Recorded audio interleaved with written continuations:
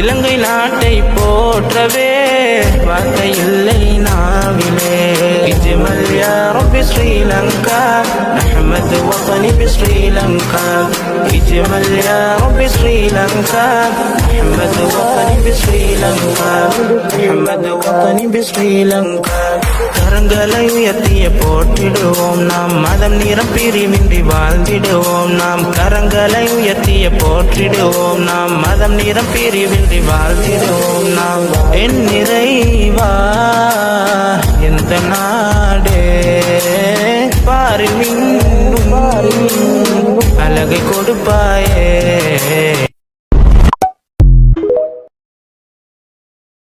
إذا جاء نصر الله والفتح ورأيت الناس يدخلون في دين الله أفواجا فسبح